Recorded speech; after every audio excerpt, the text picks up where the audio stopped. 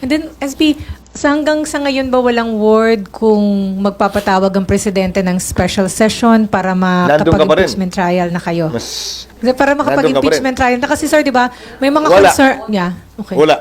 Walang pasabi at hindi rin kami nagkakausap. So may concern ba kung halimbawa, yung na magpatawag ng special session, mag-impeachment trial na kayo habang may situation sa ICC ang dating Pangulo, hindi ba magkukos ito ng tension or mas malaking Wala ako magkahiwalay na insidente yun. Wala ako nakikitang ugnayan ng dalawang yon at hindi rason na maantala ano man ang dapat gawin ng Senado kaugnay sa trabaho namin dito at kung ano mang nangyayari sa The Hague. I mean, sir, hindi ba magiging lalong divisive at baka magkaroon ng mas malalaking protest kung habang may ICC case, may impeachment trial? Wala sa batas na ipagpapaliban namin ang impeachment dahil may ICC. Wala sa batas na ipagpapaliban namin ng impeachment dahil may kilos protesta. Walang ganong basihan para magbago anumang ninanais o direksyon ng schedule na nais naming tahakin sa ngayon. Sir, yung just to check, hindi naman nagbago yung timetable nyo sa impeachment. June 2 pa rin, July 30 pa din. Kung ano yung nilabas nyo dati, yun pa rin. Yun pa rin. At gaya ng sinabi ko, yun ay mungkahing schedule. Finurnish na namin ang magkabilang panig, ang House at ang ikalawang Pangulo at mga miyembro ng Senado. At itong lahat ng ito ay magiging pinal at mapagpapasahan pag nag-resume kami. Kung ito nga ang kakatigan ng mayoriya ng mga members ng Senado at ng impeachment court. Sir, after you gave them your letter about the proposed timetable, did any of your colleagues object or seek an earlier timetable or want an adjustment or wala. any feedback at Wala. all? Wala. Niho, wala.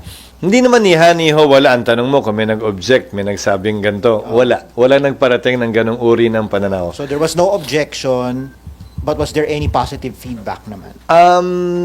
Na formal, wala. Sumulat na rin ang Kamara. In-acknowledge nila yung sulat na pinadala namin. Hindi rin sila nag-object. Sir, dun sa mga nag-feedback sa Hindi inyo, rin sila nagbigay ng reservation. Sir, dun sa mga colleagues nyo nag-feedback sa inyo, whether formal or informal, ano yung feedback? Sumasang-ayon sila. Pero informal yan, hindi formal. Sir, sa group chat ba yan? Hindi naman, hindi naman. Si Senator Nene Coco Pimentel, may submit na yung proposed impeachment rules na? Hindi pa yata namin natatanggap. Pero wala pa. malamang nirefer niya na yun sa Rules Rewriting Committee para ikonsidera.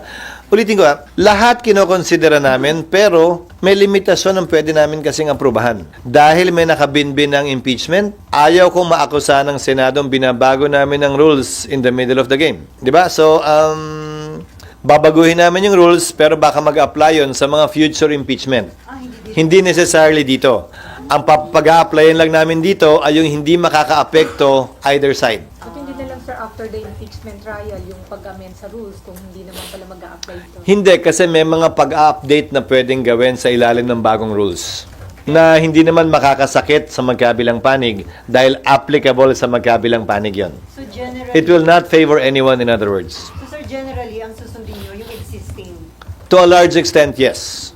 So wala nang subcommittee na more to update yung rules. Okay. Meron pa rin. Lahat yun pinag-aaralan at lahat yun ipepresenta namin pag nag-resume kami para mapagpasahan ng mayoriya. Pero yung proposal ni Senator Coco na sinabi ni Majo na pwede niyang itap si Senator Coco na mag-healing on rules, walang mangyayaring ganun.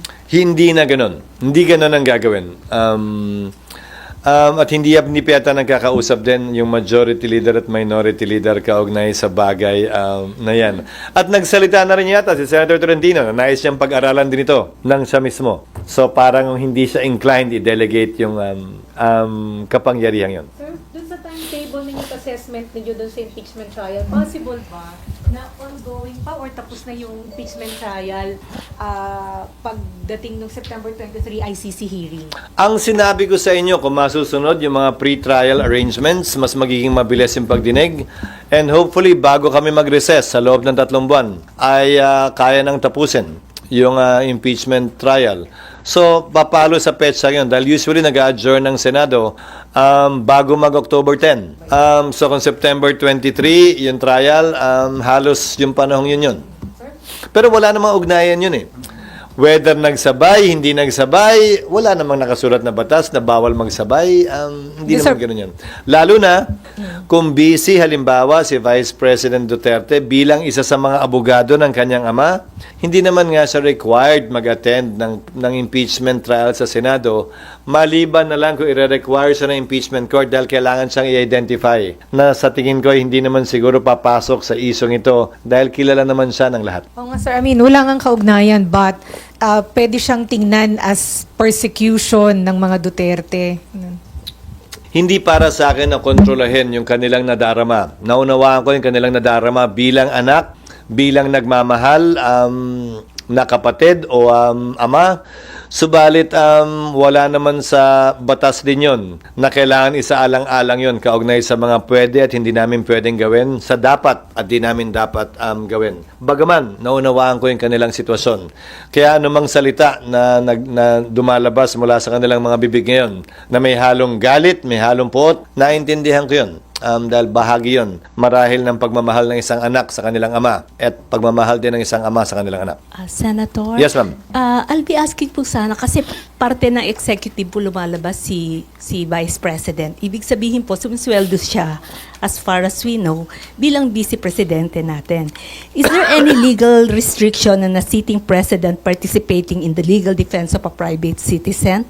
And could opponent file a legal challenge questioning her role in the defense team? Kasi po sumisweldo siya bilang public servant. Elected po siya as Vice President. How will this affect everything? Sa pagkakaalam ko po, ang pinagbabawal na mag-appear in any court or tribunal in the Philippines is a member of Congress. I cannot appear in any court or tribunal in the Philippines unless it is a case involving me.